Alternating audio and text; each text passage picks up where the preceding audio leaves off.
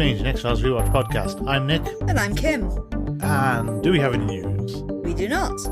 Okay, I have some. Oh, go on then. Oh, random thing. So there was a question and answer thing with David Duchovny in The Guardian this week. Oh, okay. As told to Rich Pelly, which is one of the things that always gives me pause. But reasonably complicated thing is, he used to write for Amiga Power. Okay. The computer magazine I used to read, so... I thought you were going to tell me there was some connection with Jordan Pele there or something. No, this is Pelly, Pelley. Oh, okay. Not that kind of Pelly. But anyway, they do ask him about a number of different things. Like, was he completely broke when he did the X-Files? And apparently he was always kind of broke, but he did Twin Peaks before that. Yeah. And he wasn't broke. And what was it like working with Beethoven? Because he was in Beethoven. Oh, the dog. The dog. Apparently it was mostly a puppet. Oh. He thinks he's cooler than Mulder. Probably, yeah. Probably. They asked him, does he still have Gillian Anderson's phone number? And he doesn't actually know for sure. He thinks he does, but he'd probably email her instead. Oh, okay. The question I thought was kind of interesting, though, is, have you heard Mulder and Scully by Catatonia? His response is, I've heard of it. And the next question was, would you play a cover version of it? And he said, I didn't say I'd heard it, I've heard of it. Okay. So, despite being, reasonably famous, they just not necessarily actually listen to these things. Yeah, makes sense. It does. The other thing was, apparently, if he hears anything about an X-Files reboot, he will immediately spill all the information. You can't trust him. Oh, good to know. So follow David Duchovny on Twitter then from that. But only if he's involved. If he's not involved, he probably won't say a thing. Mm. But yeah, I thought that was at least a bit of news. That was interesting. Well done. Thank you. I could offer you some wishes. Do I get to kind of fully word the contracts of these wishes? If you want. I mean, how it seems to work, though, is it's as long as your intent is clear enough and you're just not, trying to do something hugely affecting the world, you'll be okay, I think. Keep that thought in mind. Well, keep that thought in mind. We'll come back to how the wishes seem to work, but as we get into Je Souhaite, which I think I pronounced incorrectly this time. Je Souhaite, yeah. Je Souhaite. Directed and written by Vince Gilligan, and first broadcast on the 14th of May 2000. Guest stars Kevin Wiseman as Anson Stokes, who has been in Frasier, and Buffy, Better Call Saul, The Rock, and, weirdly enough, Clerks 2. Is he anyone we recognise in any of them? I don't know who he is in Better Call Saul, but in Clerks 2, he's the guy who does the Lord of the Rings off with the guy in... Oh yeah, I can picture that. One ring to rule them all. Mm. There's also Will Sasso, who played Leslie Stokes, who was in the American pilot of Doctor Who. Okay. Drop Dead Gorgeous, Best in Show, Southland Tales, who I do actually remember being in that one. Mm. Dangerous Game, The Legacy Murders. I've seen that one. Yes. And Sliders as a recurring character. Oh, okay. But I think way later down the line than I ever got to it, when they've lost most of the original cast. Oh, okay. I remember when they lost John Rhys Davis, but I can't remember where Sliders really went after that. No, I gave up on it long before that. It seemed to go very strange after a while. Mm. So, do you have a synopsis for Je Souhaite? I do, from Wikipedia. In St. Louis, Anson Stokes, an apathetic employee at a self-storage facility, is yelled at by his boss to clean out an old and dusty storage locker. To his surprise, he finds a woman wrapped in a rug. His boss comes to check on him. While he is yelling for Anson, his mouth disappears. Mulder and Scully speak with the boss, Jay Gilmore, after surgery to fix his mouth, which has left him disfigured and with a speech impediment. They question Stokes' brother Leslie at their mobile home, which inexplicably has a large boat in its tiny front yard. While questioning Leslie, the agents notice an unknown woman in the Stokes brothers' kitchen.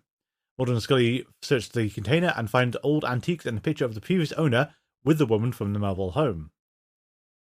The woman is revealed to be a genie. Stokes is angry that he has wasted his first two wishes. Stokes had previously wished for his boss to stop talking, and for a boat. The boat, however, was not placed in water, and Stokes is still forced to pay taxes on it. The genie hints in vain that Anson should give his physically handicapped brother the ability to walk as a third wish. Instead, he wishes for the ability to turn invisible at will, but neglects to stipulate that his clothes should also become invisible.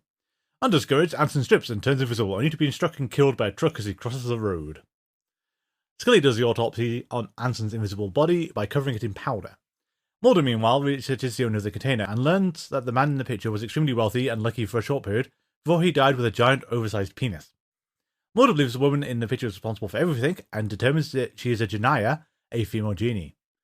Mulder goes to the Stokes residence and asks Leslie to hand her over and presumes her to be kept in a box that Leslie gives him. It turns out that this is not in the box, but it is within the rug that Leslie finds back in the storage facility.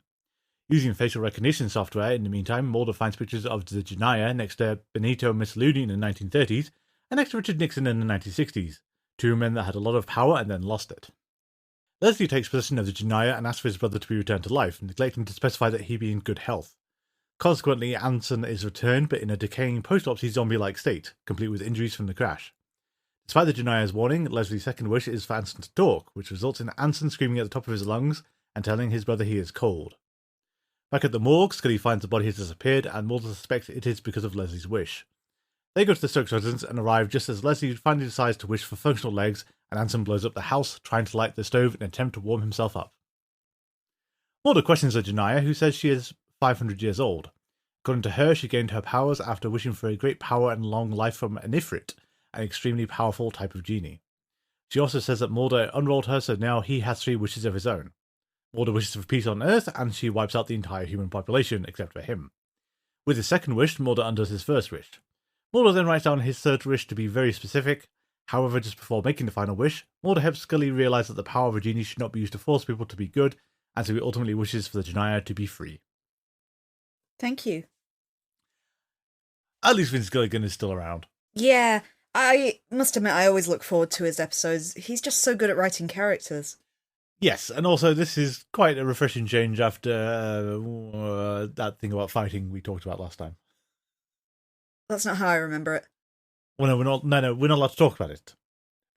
That's not how I remember it was Jose Chung. We're not allowed to talk about it, it's Fight Club. True. I often go on the belief, though, of my brain just shuts down and wants to refuse to believe that bad movies exist. It's a joke from an old Nemi comic. Ah, okay. Where, she chooses not to believe in sequels. And so people start talking about, like, say, Ghostbusters 2, and she's like, wait, they made a sequel? And things like that, just because her brain will not allow her to remember them. That's fair. On the other hand, I don't mind Ghostbusters 2. No, I must admit, there are worse sequels out there, like virtually every Alien sequel, for example. Yeah, except for the first one. We might like Romulus. We get to find out in, like, a month's time. I'm keeping my expectations very low. That's probably a good way to be more enthused about it. Anyway, just wait. It's the old-fashioned genie story. Be careful what you wish for. Be careful what you wish for. But I think, as you sort of alluded to, how she does the wishes is interesting, because it's the whole... She will seemingly twist them or, like, do them bluntly, but she will also kind of do them as you want them to. It's kind of she's quite varied with how she actually executes. I think from the ending, you're looking at the fact that she has seen just that man is evil through 400, 500 years of history, whatever it is she says it is. So therefore, if somebody is making these wishes selfishly, she will absolutely just kind of take them at the literal level just to screw people over. But, when somebody does something genuinely selfless, which Mulder does at the end, then that's fair game. She isn't evil. True. Although her past people have at least did get what they wanted, and it seems to be on the third wish is when they blew it. Yeah, but did they ultimately get what they wanted? Because some of our examples were Benito Mussolini and Richard Nixon. Well, yeah, they still got what they wanted at first and then blew it. I don't think Mussolini would have wanted the way things wound up. No, I don't think Nixon would have wanted it either, really. Mm. But, I mean, at least she gives Anson Stokes the boat he wishes for. I mean, it is his own fault for not specifying anything else. Also, it's quite modest boat, really, when he sort of wished for this thing. It's not a modest boat, it's like 3 times the height of his trailer. Oh, it is, but ultimately, in terms of boat form, a lot of that's the keel, and it's not a huge luxury yacht like you'd expect him to go for. Admittedly, there's only so much you can fit into a trailer park. He presumably only said boat, though, as well. Yeah. He didn't say luxury yacht. He didn't say luxury yacht. Nor did he say icebreaker or anything else ridiculous she could have gone with for True, this. but she could have been meaner, though, because when he said boat, she could have got him a rowboat. There's a definition to what a boat actually is, isn't there? There is a definition. And, technically, boats are, like, things that go underwater, so it should be a submarine sat there. Well, that's why a U-boat is technically a boat. Yeah. So it should be, like... the submarine from the end of Colony should be sat on there. Endgame even, sorry, not Colony. We jest. It's good to have a light-hearted episode that nonetheless actually does seem to be going somewhere. Yeah, Yeah, its pacing is a bit strange, is about the only criticism I have of Jessuet, because it is an episode I always really enjoy rewatching. Because it kind of feels almost like two episodes mashed together, because, the pacing completely changes at the midpoint when the Stokes blow themselves up. Yes, well, I'd say it's even later than that. That's like 2/3 of the way through it. That's really late on. I did read a criticism of this, I think it was a Paula Vitaris one, where while she liked the episode, she commented on the fact that she thought it would have been stronger if you hadn't had the bit with two stereotypical Southern brothers in a trailer park, and it had just been an entire episode of Mulder and Scully making their wishes and interacting with Jen. Yeah, I can see that. I'm guessing it's the whole, you want like the worst person in the world to get the wishes, is what presumably Vince Gilligan was going for. But yeah, I think more of an insight into how Scully thinks would have been interesting. I can totally see, now I'm thinking about it the perspective of the two of them are very stereotypical of these kind of almost white trashy sort of characters. Yeah. But they are hilarious. They are very I love the way the two Stokes brothers play off each other and just their increasing exasperation with the wishes. And how none of it's working how they want it to. And just even backfiring, he wants his boss to shut up so his mouth vanishes. Yeah. But he can't even conceive of reversing that wish. No. But then again, neither does Mulder. No, that poor man, no one does anything to help him. Well, aside from the surgeons who've already had to give him a new mouth. In a kind of really grotesque way. Yeah. I do like Scully trying to give it the scientific rationale for this, and it's Mulder going, yeah, but that's noses, and that's a really small mouth. That's not no mouth. One of my favourite bits in it is when Scully gleefully gets to kind of autopsy the Invisible Man. Yes, that's a lot of fun. And then when she invites all the high-profile colleagues to come in and look at it, and it reaching into the freezer and sort of patting and trying to find the invisible body that's... Yeah. Oh, he's turned invisible again. In fact, they must have thrown quite a lot at the special effects shots in this episode, because there's quite a lot of them and they all look great. They do.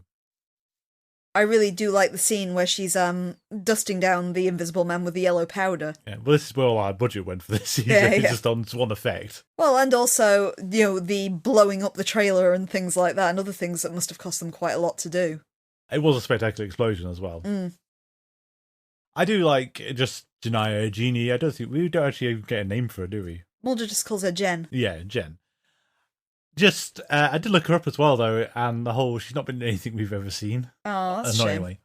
But I'd like her, the dispassionate, really sort of past it and uncaring kind of wish granter at this point.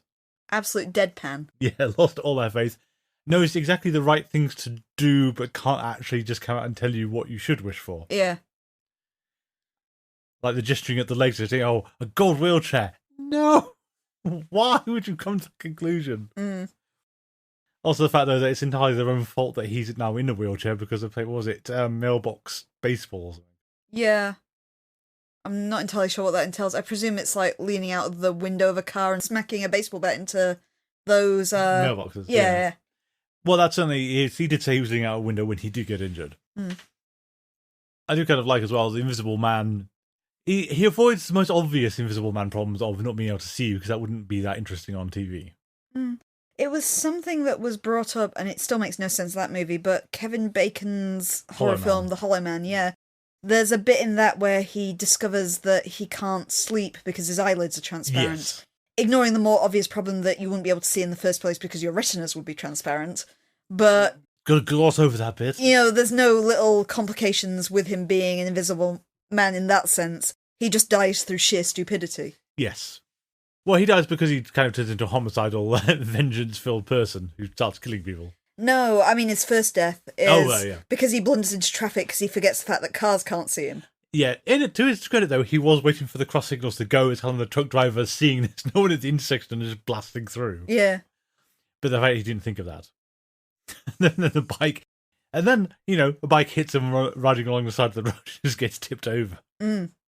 All the invisible man stuff, and even, like, bringing him back. And, I wish I could talk. No, you don't. Yes, I do. Just the endless scream. It's a very, very funny episode. It is, well, very morbidly as well. It's like, I can't feel my blood, or whatever it is. Yeah. But I do think as well, we've kind of got that point of, it's really funny, the characters are well done. There's not much to say about this episode. Interestingly, Vince Gilligan has wanted to do a genie kind of Three Wishes story for a long time. And this one was originally envisioned to be pure horror. I can see that. We can make it into horror really easily. Yeah, it was going to be a dark episode. I'm going to guess in the vein of like Wishmaster. Yeah. Which is this idea done as a straight horror movie. Before Vince Gilligan, I think it's the fact that he wanted to do this episode for a long time, couldn't find the right time to do it, and was worried about how it would be taken. You know, The X-Files has always been maybe unfairly criticised for its comedy episodes as well. And with season 7 potentially being their last season, he thought, you know what, I'm going to do it now. And wound up rewriting it and kind of going all out with the special effects, with the explosions, everything else, and making what I think has been one of the better episodes of the season. Oh, by far. On the same take, I think, as you said as well, it's like the structure of the episode is a bit ropey, just because the 3 wishes you get 3 different people having 3 wishes, it goes cycles around a bit too fast. There's not a lot of implication on each one of them. It's particularly Mulder's, because by that point we only have 10 minutes of the episode left. His wishes felt really, really rushed. Yes. And really, with Mulder as the protagonist, I felt his should have had more focus to them, more weight than maybe the Stokes brothers had. Yeah. Even though the Stokes brothers are a lot funnier. Yes, I do like the moment that Mulder finds out he's got 3 wishes. Just like, oh, well, you're free to go. Well, I am when he's had his wishes. I get 3 wishes? And then, I mean, we could also talk about Mulder showing Scully Caddyshack for whatever reason. It's a decent film. It's fine. I mean, though I would actually say Caddyshack's like half the film is good and the half is actually kind of annoying. And you want to kind of fast forward through.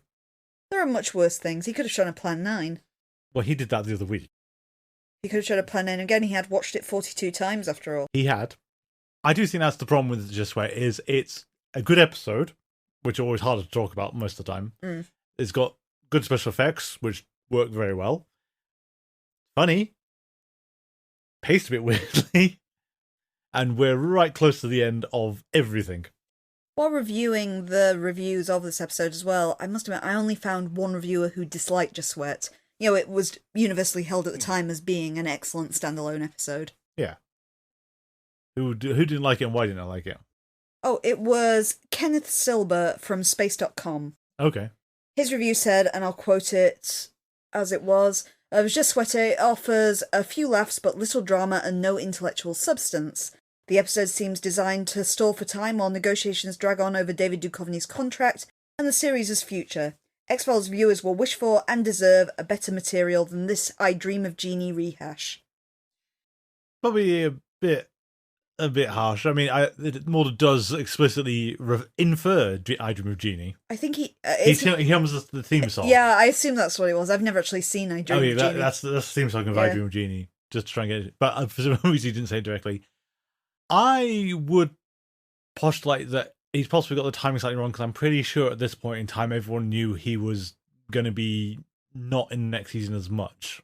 Something was going to happen. We'll talk about that next time, but Yeah. I don't think it was any secret that essentially David Duchovny was getting a bit tired of the X-Files. Yes. You know, even if the series continued, David Duchovny had been thinking of leaving it for a while at this point. Yeah, although I will, as a foreshadowing for season 8, the insane thing is that he doesn't really escape season 8, which is so weird, given that this was everything set up to allow him to do that.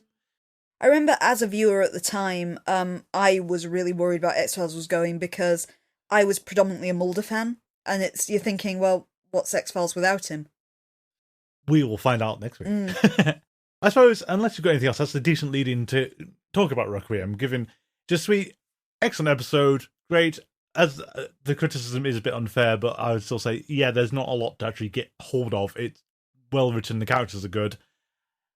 It's got decent dark humour, and in particular, the actress who plays Jen is absolutely excellent. Yes. But the underlying point of the episode is kind of like man is evil and or short-sighted and selfish. Yeah. It's basically a gist of the episode. Which apparently is true across history, because it's what Jen has encountered whenever she's been awoken over numerous kind of time periods. But it's thanks to Scully's final intervention that lets Jen be free, and Mulder is now the person who bucks the trend. But only after he managed to wipe out all life on Earth very briefly. Yeah, we're trying to... Well, no, he said peace. No, we don't know if that did life. We know it took out humans.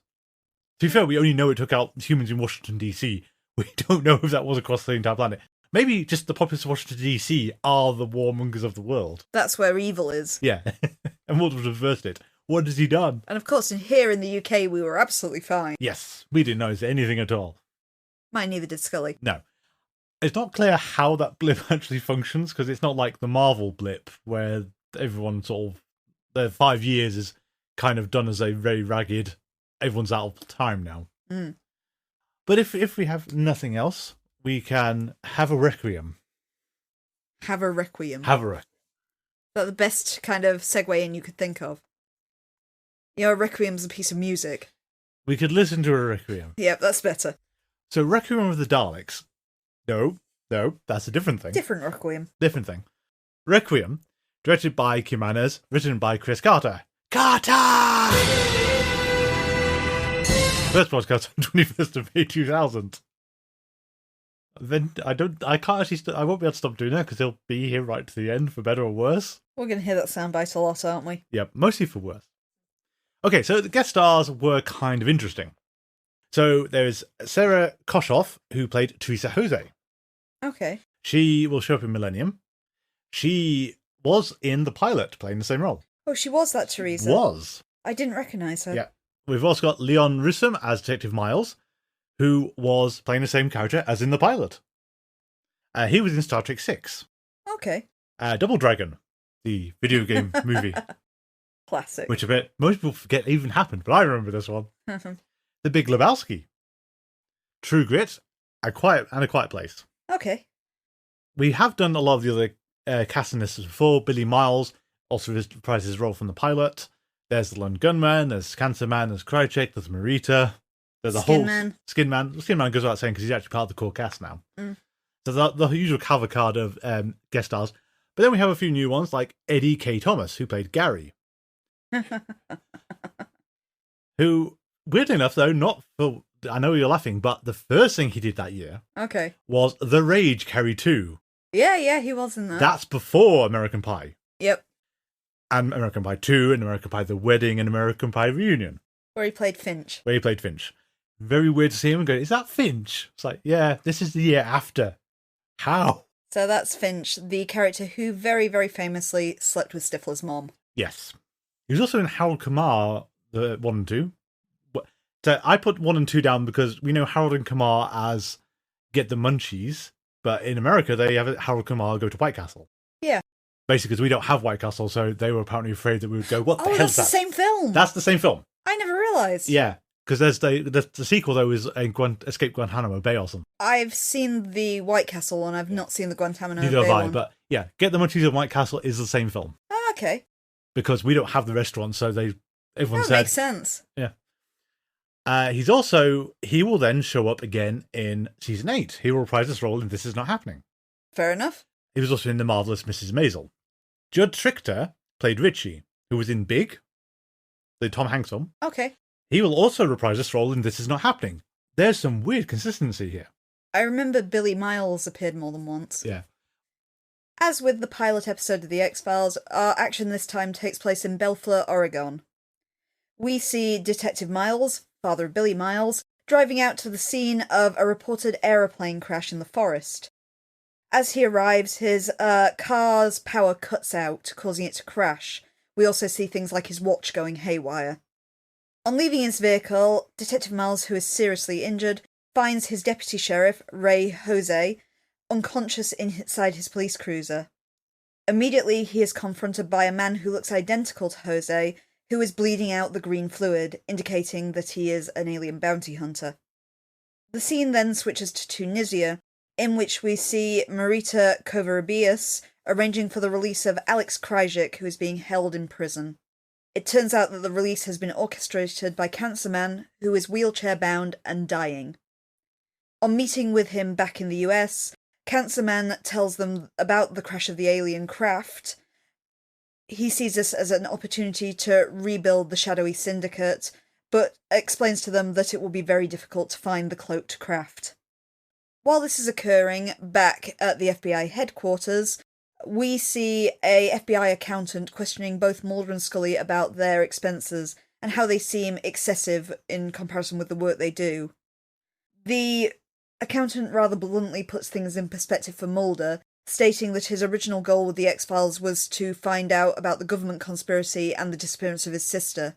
Now both have been resolved, he doesn't see any importance in what Mulder's doing, which also seems to put some doubt into Mulder himself. Back in Oregon, two teenage boys named Gary and Richie are desperate to explore the crash site. They encounter Detective Miles, who behaves somewhat strangely, denying that there was any crash or fire reported in the area. The two boys are undeterred by this and explore the area by themselves. We see Gary lifted off the ground and shaken about by an invisible force. Richie, although he was only a few feet away from him, turns around to find that Gary has vanished. Immediately also, his flashlight becomes burning hot and causes a small fire when he drops it. Back in Washington, Mulder receives a call from Billy Miles, who we all remember from being the villain of the pilot episode. He is now a police officer working under his father in Bellfleur, and he's very concerned about his father's behaviour. Mulder and Scully head to Oregon to meet with him, and he explains about Hosey's disappearance, his worry that his father doesn't seem concerned about Hosey's disappearance, and the fact that his father is still outwardly denying that Billy was ever abducted by aliens. Mulder and Scully head out to the location where this crash supposedly occurred. There they meet Detective Miles, but they're unaware that he is clearly the alien bounty hunter, who has killed Billy's father. While investigating the scene of Hosey's disappearance, Scully finds 3 bullet casings, indicating that the deputy fired his weapons before he vanished. They also find evidence of the acidic blood on the floor. They speak to Hosey's wife, and are surprised to find that she is Teresa Neman, who was one of the other 1992 abductees along with Billy Miles. While investigating, Scully also begins to fall ill, suffering from vertigo and chills. After speaking with Mulder and Scully late at night, Teresa is awakened by someone coming to her front door. She finds that it's her husband, but very, very quickly realises that there's something not right and it's not him at all. The alien bounty hunter attacks Teresa inside her house and kidnaps her. Mulder and Scully find out about Teresa's disappearance the following morning and investigate her house, where Scully is taken ill once again. They are later led off into the woods by Richie, who tells them about Gary's disappearance. While in the woods, Scully is picked up and shaken in the same way that Gary was. However, she is not disappeared. They instead find her passed out on the ground. Later at his home, Billy confronts his father, going as far to pull his gun on him. However, Detective Miles manages to talk him down and take the weapon. At this point, he physically morphs into the alien bounty hunter that we recognise. Shortly after this point, Mulder and Scully arrive at Billy's house, but are unable to find either Billy or Detective Miles. On returning to Washington, the case of course unsolved, Skinner approaches Mulder in his office and is quickly joined by Marita and Krychek. Marita explains to them about Cancerman's predicament and that he wants to find the UFO in Oregon in order to restart the project. Krychek also explains to them that the UFO will be hard to find because it's hidden behind an energy field. With the help of the lone gunman, they manage to pinpoint the UFO's location. Mulder makes it clear to Scully he's concerned for her health and refuses to let her accompany him back to Oregon, concerned that as she's been taken once, she, like the other abductees, could be taken again. However, Scully is also concerned for Mulder's well-being and refuses to let him return without Skinner accompanying him. As Mulder and Skinner head back to Oregon, Scully and the lone gunman continue to investigate the case from Washington. Scully, looking at the files of the different victims who have disappeared, realise that they all share the abnormal brain activity that we previously saw that Mulder suffered from earlier in the series. She realises that she's not the one in danger, however, Mulder could be taken at the abduction site. However, immediately on discovering this, Scully collapses, sick to such a degree that the lone gunmen have her rushed to hospital. In the meantime, Mulder and Skinner arrive in the woods, equipped with lasers to help them find the hidden UFO. Mulder notices a point where the lasers cease in midair and walks through the energy field. There he finds a group of abductees, including Billy and Teresa, standing in a pillar of light, which is shining down from the bottom of a huge UFO. As Mulder joins them, the bounty hunter also arrives, and they are beamed up into the UFO, which quickly speeds away as a stunned Skinner watches, witnessing UFO activity for the first time. Back at the Watergate Hotel, where Cancerman has been staying, Krycek and Marita go to visit him one last time. The Cancerman is already aware of the plan's failure, but is resigned to his fate. As Marita holds back the Cancerman's nurse, Krychek wheels him out of the room and flings him down a flight of stairs, apparently killing him. Skinner meets with Scully in hospital and explains to her that Mulder has been taken. Although he cannot explain how or why, he does swear they will do everything they can to find her, something Scully agrees to. At the same time, Scully tells Skinner her secret. Although she cannot understand how it has happened, as it is impossible, she is pregnant. Dun dun dun. Thank you. I know, right? While I said, just Switch is a bit difficult because there's not a lot to it, in this one, there's too much! What the hell is going on? I do feel anywhere else in the series this would have been a two-parter. It just feels like it moves at a rate of knots. Well, I'd say it moves at a rate of knots, and also it's clearly kind of inferring an episode was dropped somewhere earlier. Mm. It's just too much changes. Like, Krychek being in that prison, it's like, I got here because you put me here. When did this happen? I can't even really remember the last time we saw Krychek, to be honest, but he certainly wasn't in a Tunisian prison. No, I mean, NME was last time we saw Cancer Man. Mm. Cancer Man was Pearly then, but he was Pearly. Not as... because he looks very, very frail in this episode. He does. Not in his best way. And I think, we'll start with Cancer Man then. It's, dude, what are you doing? He's restarting the project. Well, as far as you can trust Cancer Man to ever tell the truth. True, but I mean, that would give most people pause. You'd say, you want to rebuild the Shadow Conspiracy. So you're still accepting that aliens are going to come take over Earth and wipe everyone out. And you want to help with this. It feels like a bit of a misstep in the sense of the writing of the X-Files. At this point, of course, for a long time they didn't know if there was going to be a season 8. By this point, they would have known that. Yeah. I believe the kind of original planning for this episode is it could have been a series finale, but they wanted to leave enough threads to allow them to do a season 8 if it occurred. From what I read, Spotnitz early on in the season said that essentially a lot of people working on it believed the X-Files had had its day by this point and they were happy to end it. But while working on season 7, they kind of got a second wind and started thinking of things they could do to go on. But the one thing everyone knew was that if it did continue, it was likely not to be with Mulder. One of the big mysteries for the fans was whether or not they'd kill him off. Or a big fan theory, which Mitch Pileggi always denied, was that Skinner would take his place. So this would be Skinner becoming a believer and he would become Mulder's replacement going forward. Okay, I can see that. Mm. We'll get to that in a minute, because that's interesting. Yeah, still though, rebuild the Shadow Syndicate and everything using one UFO to do this. I mean, how many crashed UFOs have you had? It feels like a misstep in that sense. Sorry, I meant to say this before and I kind of went off on a tangent there. Yeah. But we had the episode where the Syndicate all got immolated. Yeah. We're supposed to put that story to bed. Yeah. So they could tell new stories. Yes. And now we're saying, actually, no, we're going to go back to that. Yeah. Well, the other thing that occurs to me very quickly is, so they want this spaceship to restart the program. Yeah. What was wrong with the one on the coast of Africa? Because they couldn't have kept that secret. Yeah, zombies took that one. I know zombies took that one, but why didn't Syndicate not show up and take it first? Or Cancer Man? How is he going to start a international conspiracy from his Watergate hotel room with himself, Krychek, who you can't trust, and Marita, who you also can't trust? Also, this nurse. And one nurse, Greta. Greta. It's like, I get the feeling it was like a case of, it was trying to build momentum to go into season 8.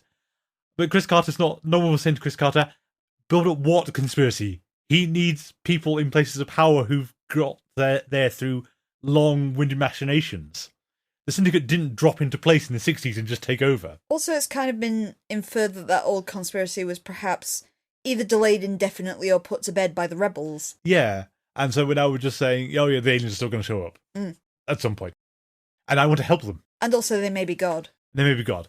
That was a very weird discussion. Well, we kind of have pretty good evidence that God exists in the X-Files universe. And Buddha. But Cancer Man evidently doesn't believe in this. No, well, they have fudged that line before. Mm.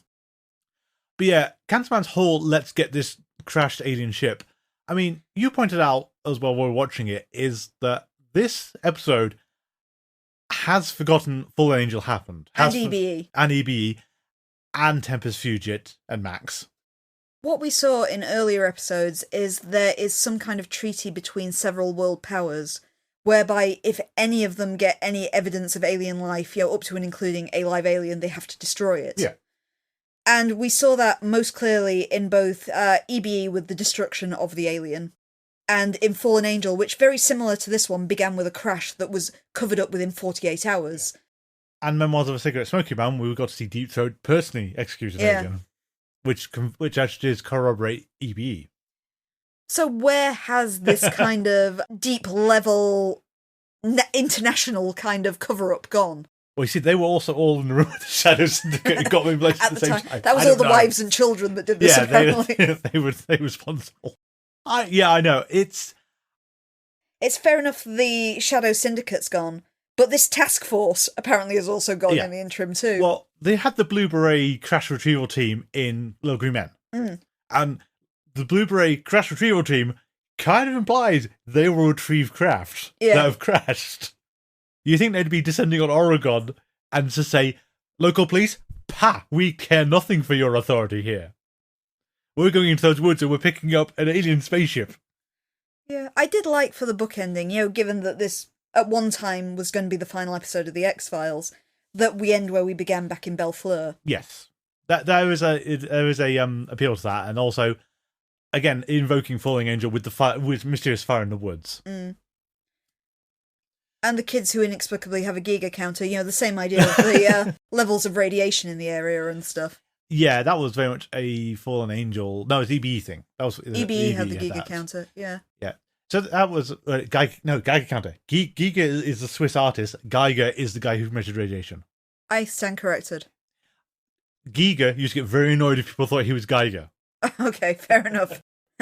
This is an actual thing. It's Geiger for the counter. Because everyone kept calling him Geiger, and he said, "No, my name is Giga." You can have a Giga counter, however, it will detect strange biomechanical entities and everything else that he liked to draw. I'd like that one. Most people would. I mean, usually though, it only picks up things in their art books or copies of Scorn, but anyway. I like the fact it would be set off by any kind of nudity in the area or something like that. It can't just be any nudity. It has to be that specific. It has to be creepy, weird, phallic. Biomechanical. I'm not sure if that's a landscape, a robot, or a human, and it possibly is all of them at the same time. That kind of thing.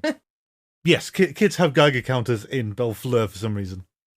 I do kind of want to talk, though. It's like, I don't think Chris Carter has paid much attention to 7 seasons worth of X-Files. He's kind of remembered the pilot happened, and I think he remembers bits of Fallen Angel and EBE, and maybe Tempest Future. Hasn't actually gone back to rewatch anything. Given the weird mixed bag we've got here, and it's specifically things like, did you notice that the alien bounty hunter physiology has changed again? His physiology. Teresa should not survive that encounter with in the house. Neither should the baby. Oh, because of the poison gas. Because the poison gas causes your blood to turn to jelly. Yeah. That's lethal. Because he's not a hybrid, he is a pure alien. Yeah, that's completely lethal in every single. I must admit, I thought the same thing with Detective Myers in the wood, because you see the dead deputy has the burns on his face, but Myers turns around and he is face to face with this alien that's bleeding, and it doesn't affect him in any way. Yeah, you do know this is not meant to be survivable. You've had this established. Like, it's survivable if they're a hybrid. Yeah. It's not survivable if it's a pure alien. But the second half of Christmas Carol had that detective trapped in the corridor with the alien who he shot. Yeah. And he died. No, he didn't. Did he not die? No, they saved him. They did save him, okay, but they got to him in time. But yeah, they got to him in time. It was just a throwaway line. Yeah. But that baby, that terrible thing to say in things, should not have survived that encounter. No. I've got to admit, I assumed he was coming to take the baby, but apparently not. No, he was going for Teresa. What is Daily Bounty Hunter doing? Because it's creepy, but it's also, if you stop and think about it, you go, hang on. Because he's crash landed in Oregon, apparently by accident. It said something about him colliding with a military jet or something. Yeah, and this is one of the bits where I think it's a good example for your mashing 2 episodes together, because it's different to Fallen Angel, it's different to EBE, and it's different to Tempest Fugit. Because in those ones, it's people either shooting it down or something else has gone wrong with it. Yeah. This is a genuine collision in midair, which does kind of imply that Chris Carter is just recycling Tempest Future again. But that's what everyone thought happened in Tempest Future, and it's not quite, but now we actually are doing that. And he's crashed in Bellefleur, Oregon. What are the odds because he then goes and collects the people from the local area who were involved in the pilot episode. Yep. That's one hell of a coincidence that the military jet happened to collide in that airspace. Thank goodness I crashed here right next to all these abductees. Who I wanted to pick up anyway. Yeah. And also that Mulder will arrive here to be abducted. That's actually shoddy writing. This is actually really bad. Got to assume that the alien bounty hunter is relieved he's finally got Mulder as well. So thank God. He could have got hold of him in Colony in Endgame. There was no reason he had to leave him. He didn't have the kind of brain thing then back in Colony Endgame, though. That's very recent that Mulder has had the kind of, I don't know how you'd even describe it, sci-fi encephalitis. Yeah, invoked by, it was a black oil infection that did it, wasn't it? But Scully doesn't get it for no good reason. Yeah. We forget the fact that Scully has also been infected by the black oil. I think the justification is Mulder got actual black oil, Scully got the actual virus. There's apparently a difference. Mm. That doesn't mean there's a whole lot of other people who've been black oiled who should be rounded up at this point, but anyway. But also note that Billy Miles and his friends haven't been black oiled, I've got to assume. No, we're not going to get into the mosquito bite lumps they had either. Because that just, all the nasal implants, we're just going to ignore all of those things. Because Billy Miles' abduction was closer to Scully's originally, it wasn't, and this was pre-black oil and all the rest of it. Yeah, before the black oil was even considered, and how it's been widened with the conspiracy, and how it doesn't fit at all when you do this. Yeah. But anyway, the alien bounty hunter. So he's crashed in exactly the right place against all the odds, and has gone and grabbed. He does people in a weird order because he grabs the deputy by chance, but then kills him. But then he's alive at the end because he's been alien blooded. So should be dead. Yeah. Teresa should also be dead, but she's alive and well at the end. And Billy Miles at least was taken alive. Yeah, that's fine. But it's when they're standing in the halo of light, and it's a very, I imagine it's meant to be very visual, very metaphorical kind of ascension to heaven kind of thing. And then the alien bounty turns up and also brings to mind the kind of ghost children in Closure as well. I get that as the visual thing they're kind of going for, but then in practical terms, so he took that deputy out of his patrol car, walked him through the energy field, and stood him in this ring of light. Then walked back out again, got Teresa, walked her back into the ring of light, and they just stand there for literal days waiting for Mulder to show up. It's got to be some kind of mesmerism and lost time and all the other things we can explain in there. It's just, if you think about it, it's a case of, that's weird, just put them on the ship. You can presumably put them on stretchers or something or lie them down up there. You don't have to have them in a clearing in the woods. Because you've got Cancerman saying, oh, it's hidden under everyone's noses. And yeah, apparently it's in this patch of energy field. And the energy field is hiding the people because the ship is already hovering and doesn't seem to be in a bad state. They said it repaired itself. They did. They didn't give a timescale on it. But at the same time, that's not one of the little sandwich crafts like in Fallen Angel. That thing is vast. That's more like the spaceship that passes overhead that Scully conveniently missed in one of the earlier episodes. Yeah, well, I think it's meant to invoke the Sixth Extinction one. That's it. Except it's a lot bigger than that. It is bigger than that one, yeah. I thought it's more like the one where all the little alien children run past Scully in the dark. What episode's that?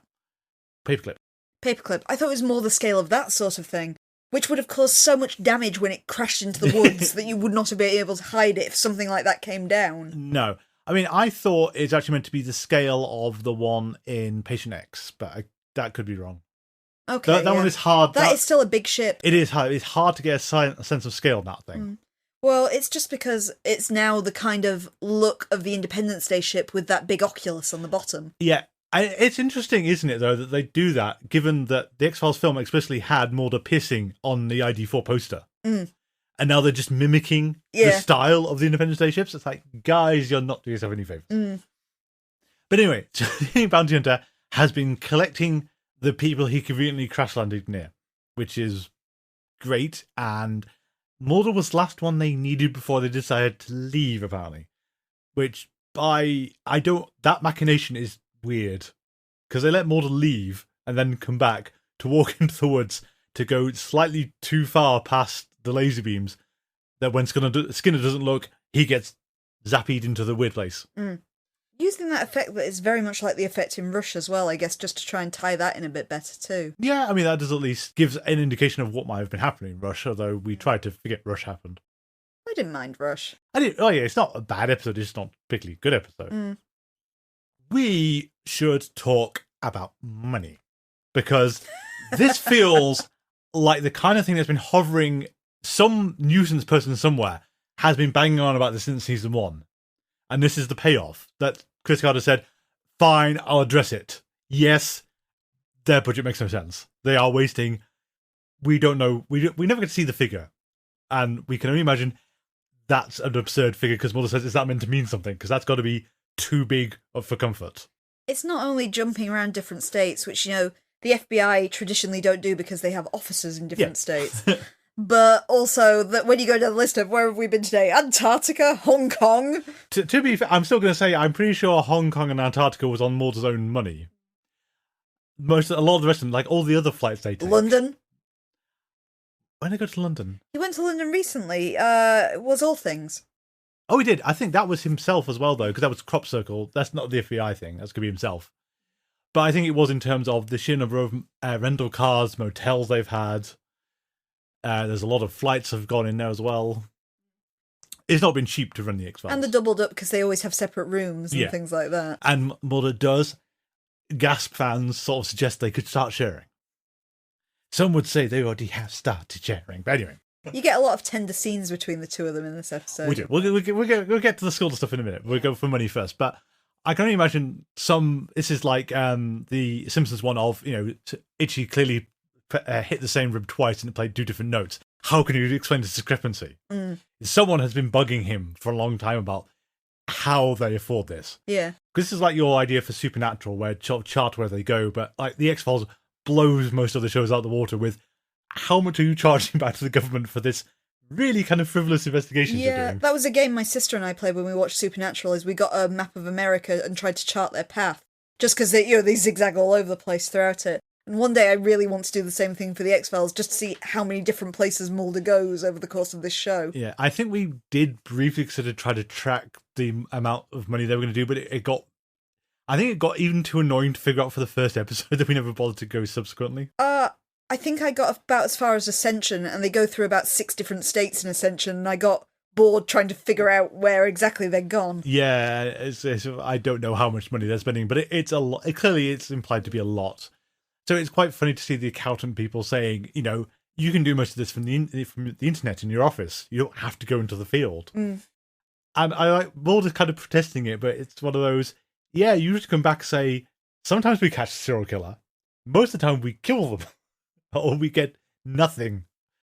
And as part of like the whole roundup, because we go back to Bellefleur in Oregon, that you have the accountant saying, oh yeah, I thought you started this to find out about your abducted sister and the government conspiracy surrounding it. You resolved that 13 episodes ago. What are you doing? What even is the X-Files still about? So I did find that funny, at least. And the fact that Scully is apparently willfully just wasting money as well, because it goes, oh, we will have to pay for it. Oh no. We'd have to talk about the relationship, won't we? I think you do, yeah. I'm interested that people don't seem to like the episode, given that it's, again, you've got some Scully stuff going on here, more ways than one, given that at this point we don't have a father contender for Scully's baby, but we have an implied sex scene already.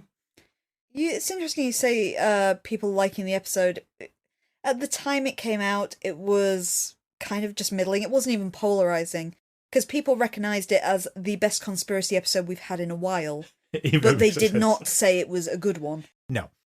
And I think that's because, well, we've noted the conspiracy is doing itself into the ground quite a lot. And to be fair, this is better than some of the other ones we've had this season. In fact, I'd probably go as far to say it's the best one we've had this season. Yes, it's certainly better than both Extinctions, Enemy, and Closure and Silent Sight. On the other hand, I think even when this went to broadcast, everyone knew Season 8 was happening. There was no mystery at this point in time when this went out. As I said earlier, though, I think your mystery was, will Mulder survive the episode? Yeah. Because, knowing that David Duchovny wants to leave means that they could easily kill him. And ditto Cancer Man. This could be Cancer Man out at this stage. I'm pretty sure, I can't remember, because I know this is actually kept on the air longer than you think it was. I'm pretty sure that even at the time we were saying, really? The stairs? Krychek push Cancer Man down the stairs. I know he's old and infirm, but still, he's been sniped before. That should technically kill him, but at the same time, no one bothers to stop and check that he's dead. Or shoot him in the head. Krychek is an assassin. He should be double tapping this guy. He didn't even single tap him, though. He just pushed him down the stairs. Mm. We've got sideline. Mulder and Scully, Scully stuff. Yeah. So, I'm actually not sure what there is. I mean, they have that nice cuddle in bed. That was kind of nice. And a few nice moments where they express concern for each other. Yes. Like Mulder being reluctant to put Scully in danger when he thinks she's going to be abducted. Yeah. If only Scully had looked at those files a bit quicker to say, oh yeah, by the way, Mulder, you're actually more trouble than I am. Yeah. Or the lone gunman said, Mulder, we can't get through. Even just, the forest is blocking the cell phone coverage. An attempt to tell Mulder that he's in severe danger. Yeah. But no. We got too distracted by Scully passing out due to pregnancy. Well, it's two abductees who have had a baby together, or two people that have been compromised. But then again, so's Teresa and her husband. Yeah, and given what we're going to pull later, the fact that child is going to drop from the series without mention, as far as I remember, that's weird. But it is nice to see Mulder and Scully cuddling together. I mean, I did also wonder if Scully was going to strip to her underwear again when she comes to Mulder's door at the motel. Because the last time that happened, she burst in and sort of said, look at this. Like another mosquito bites. Oh. Out of character cheesecake, yeah. It was nice. I like their relationship. It's clear we're not going all out sex appeal touchy-feely, but at the same time, they're clearly more than friends now. Yes. I feel it's a kind of nice, gentle progression to their relationship. Yeah, it feels natural, and it's, if Mulder wasn't being judged by aliens, who knew what had happened? I said it recently online when I was talking about Better Call Saul, which I've actually recently finished now. But I really like, and again, Vince Gilligan written, the relationship between Jimmy and Kim in that. Because they are adults, these are people over the age of 30 having a relationship, so it's not the same as young love. Yeah. And it's portrayed in a very realistic way where, first and foremost, they're friends. Yeah. And you get the same kind of feeling in Mulder and Scully. It's not the hot, spicy, kind of teenage, oh my god, what's happening, Buffy the Vampire Slayer sort of relationships. It's a very, very mature, very normal adult relationship, and it feels right. This is true. So we give Chris Carter some points for that one. Yeah. There's going to be something we can deduct in marks for. Other than pacing. And what the hell is going on with the conspiracy? Yeah, well, we kind of went over the fact that rebuilding the conspiracy feels like it sounds good until you stop and think about it for 2 seconds. But pacing-wise, I think we have alluded to, it's just everything just gets thrown in way too fast. I've criticised the two-parters before, saying that they've felt too padded, but this is kind of the exact opposite of you've put like 2 episodes worth of plot and it goes by so quick, skipping between these different groups, with Billy and his father, Mulder and Scully, Krycek and Marita. It feels too much, just crammed in there. Yeah, and Marita now being on Krychek's side again feels really odd, given the last time we saw them must have been Red and the Black. I assume it was, unless I've forgotten something. I don't think we saw them post that. But Krychek also makes a comment about, or Marita does, I think, about the last time I saw them, Krychek left her for dead, but he didn't do that in the Red and the Black. No. So that's why I'm wondering if I've forgotten something. Yeah, well, he and Jeffrey were helping get her out of the hospital last time we saw. And that was the point where the whole conspiracy died. Yeah. Yeah, I don't know either. It's just confusing. So, one other thing is to reiterate back to the Chris Carter doesn't watch the previous episodes of the series.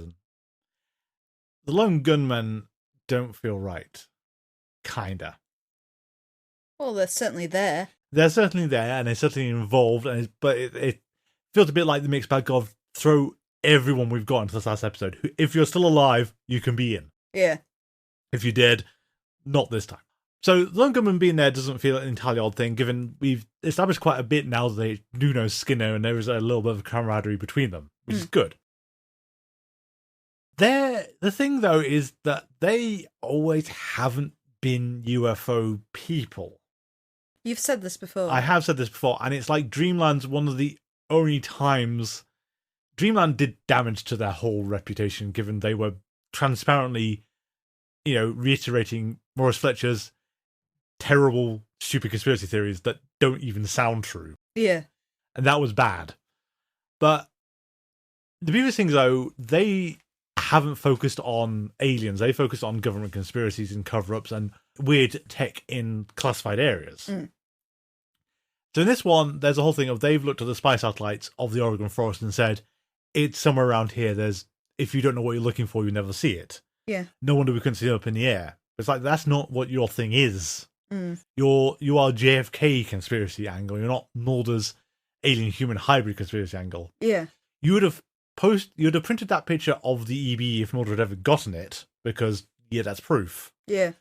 But it's not something you go to look for normally. So it feels, I think they had to be included somehow, and they were. Possibly because we know Fight Club was written concurrently with Lone Gunman Pilot. Yeah. So there's an incentive to keep them around, or at least nudge that, yes, they will still be relevant going forward. Or we hope they're going to be relevant going forward. Yeah. I know, it's a quibble, but it's one of those, that's not what the Lone Gunmen were. I'm not sure that's a fair quibble, though, because you're getting them in there because of their technological expertise, not because it's an alien. Because it's the whole, there is something cloaked here that we can't see. We need somebody with the expertise to be able to see it. Yeah, but it's just Langley's throwaway line of, no wonder we couldn't see them. Which that doesn't read right to me. And also, though, it feels like this should change how the gunmen operate from now on. Given you've shown them what to look for alien craft, if you can now know to look for this, you can try and spot them. True. Also, doesn't the conspiracy people know this? Because they can track them, can't they? Couldn't they? Well, they knew about the previous crashes. Unclear. It's unclear how they track those, though. No. I'd say it's a minor quibble, but it just feels like the lone gunmen are here and we have to give them a justification for being here. Yeah. And they don't really add... You could chop them from the episode without losing much, if anything. I think they should have gone with Mulder and Skinner, really. Have them in their spy outfits again. Yeah, that'd be good. Do we have much else for this episode, or shall we get to best, worst, and yeah, I think you've about covered everything for this episode. We can do our season wrap-up now. I'm just happy that it leaves everything open for Scully to pursue her relationship with Skinner going forward, to be honest. That's true. Now we got Mulder out the way. We don't know that Skinner isn't the father of the child. It's always possible. It is always possible. Not going to put any money on that one. I mean, if the plot of the Lazarus Bowl has anything to go by, it's clear there's chemistry there. This is very true. However, that was a Hollywood film, and there's nothing to do with the real-world events, as we know. There's no cigarette-smoking pontiff in real life. True, true. Or sniper zombies. All sniper zombies, sadly. So, season wrap-up then. Season wrap-up. I think I've alluded to it a few times, but it's become more and more clear as we've got to the end, that the X-Files, and I don't remember it being like this before, but the X-Files is exhausted. It is an absolute tiresome slog to get through this season. They've, as much as Vince Gilligan can say this is the experimental season, they've transparently run out of most of their ideas. It very much is the experimental season, is the safe way to do it. There are so many just weird episodes in here. Some of them work. It's not weird necessarily a bad thing, but it's the least consistent season so far. But I was thinking, even the episodes that we like, generally there's a sense of you have to work to like them. They're not the highlights of any of the previous seasons. It's not a Darren Morgan episode like Jose Chung or Clyde Brookman, sort of like. Or it's not Bad Blood or any of the other real standout episodes. This is, we need to fill a quotient of 22 episodes. We are struggling. Yeah. We don't know quite what we're doing. We're throwing anything we can into the mix. From what you were saying, Frank Spotnitz, they started to have a second wind, but that second wind requires Requiem in place to trigger everything, so they can't do it until that point.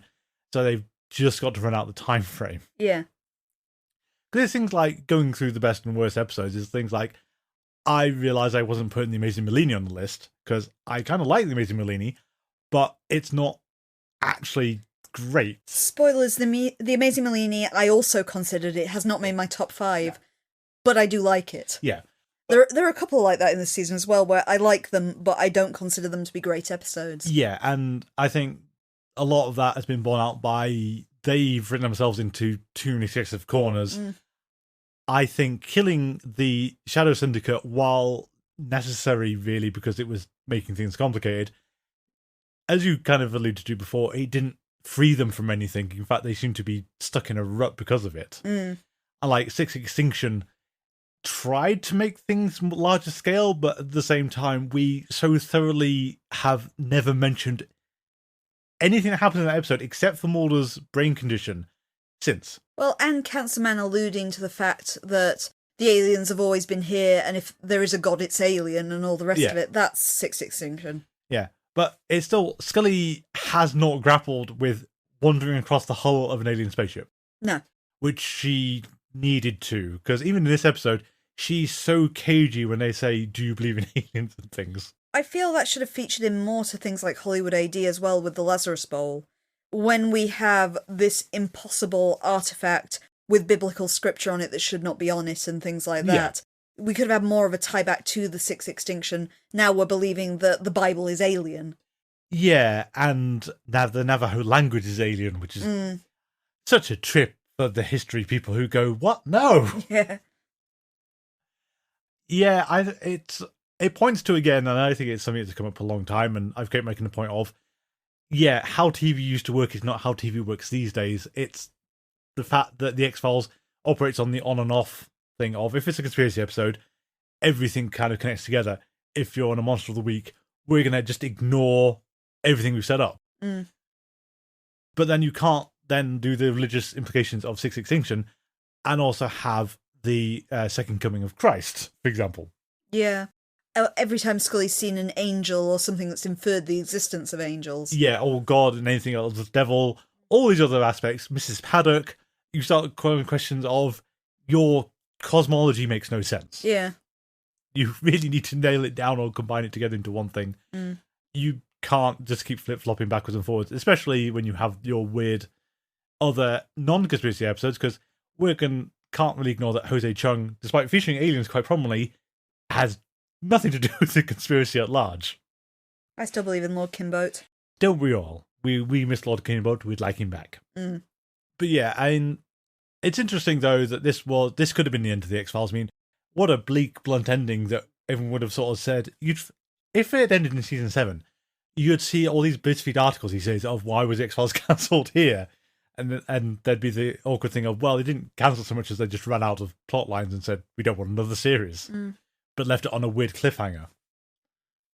Not many series do make it to this kind of length, even today. No, I was also going to say, I was trying to think of other similar length series that you could point to is how exhausted did the final season feel. Buffy was not great at this stage either, no. I don't think Star Trek Next Generation made it this far, and I don't think it was terrible in the last season. There were a lot of dud episodes, but it did.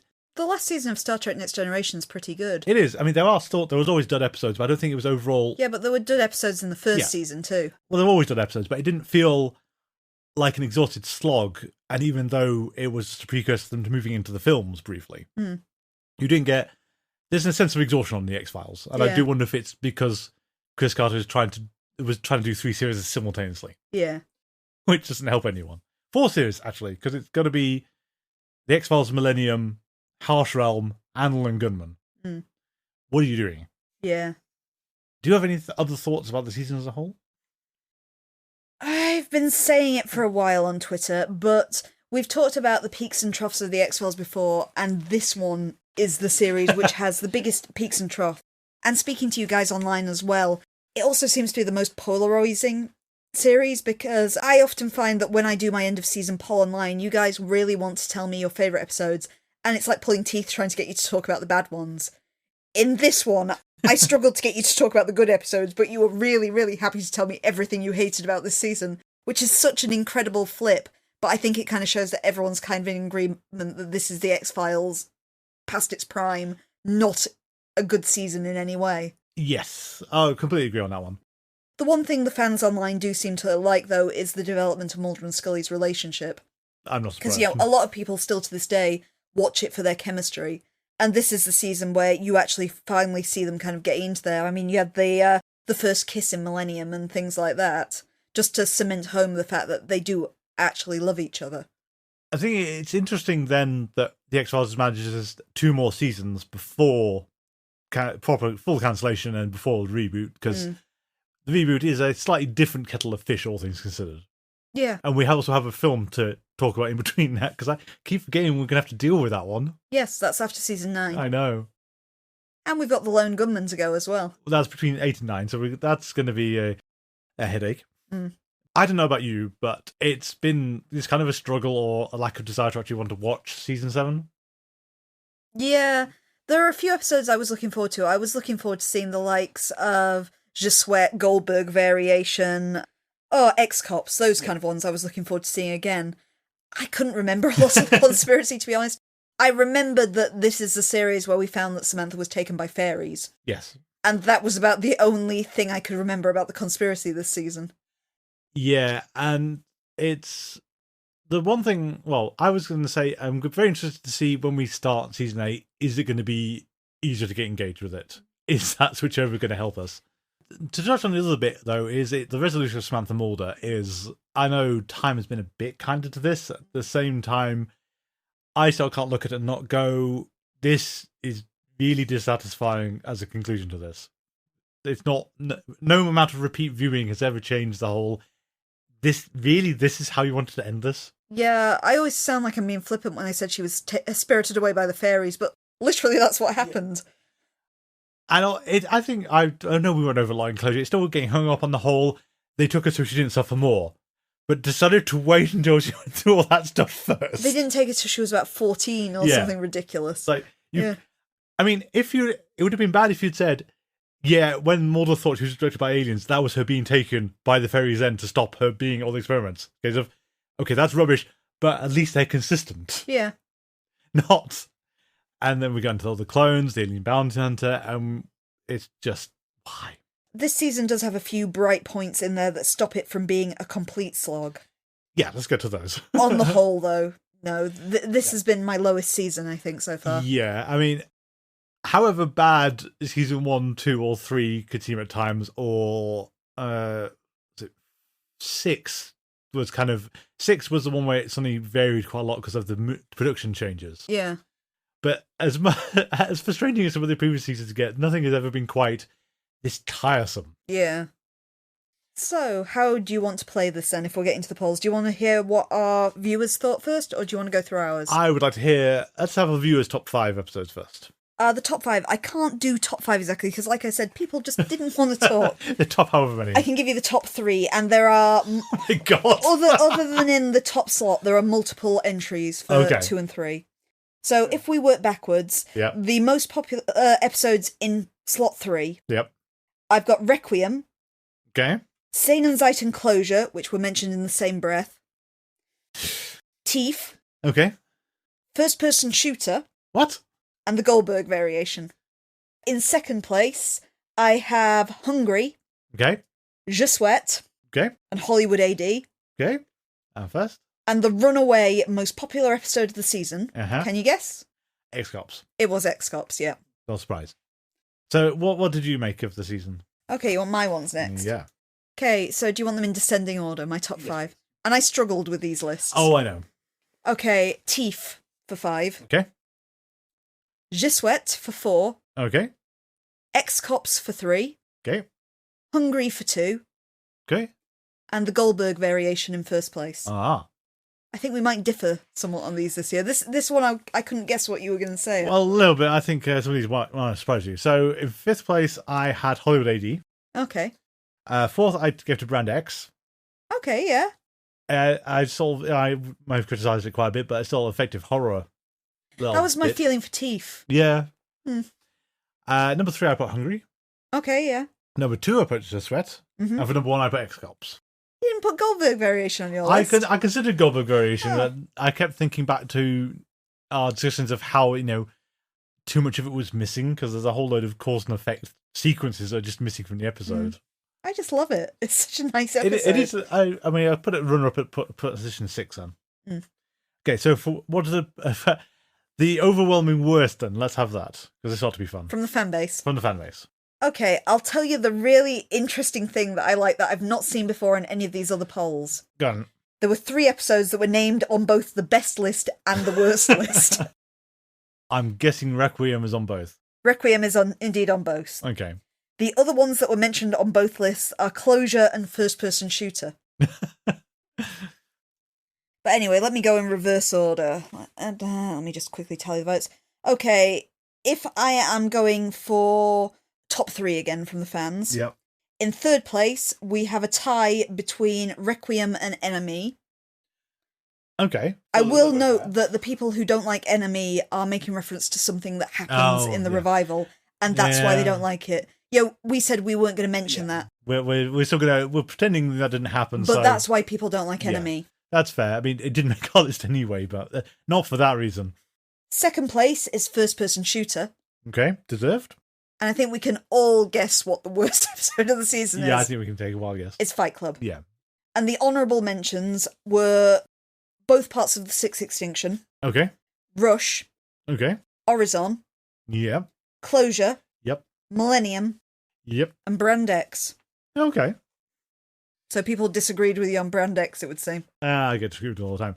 What were your worst 5? I don't usually do a worst 5. I just talk about a couple I don't like, but I do have a worst 5 this time, interestingly. I think I was cutting them down. Oh, yeah.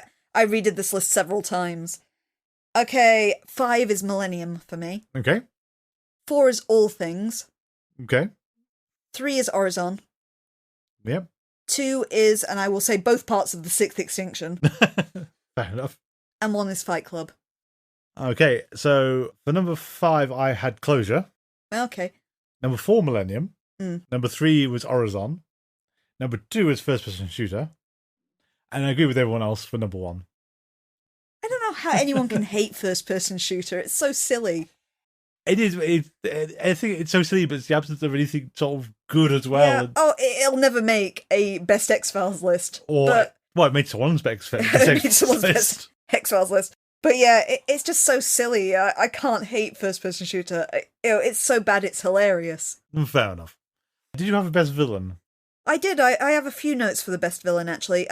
Nobody actually voted on this list when I posted it online, so I can't say what the fanbase thought. Okay. What are your feelings? I've been doing them first. Well, I was going to nominate an outside-the-box one. Okay. Chris Carter.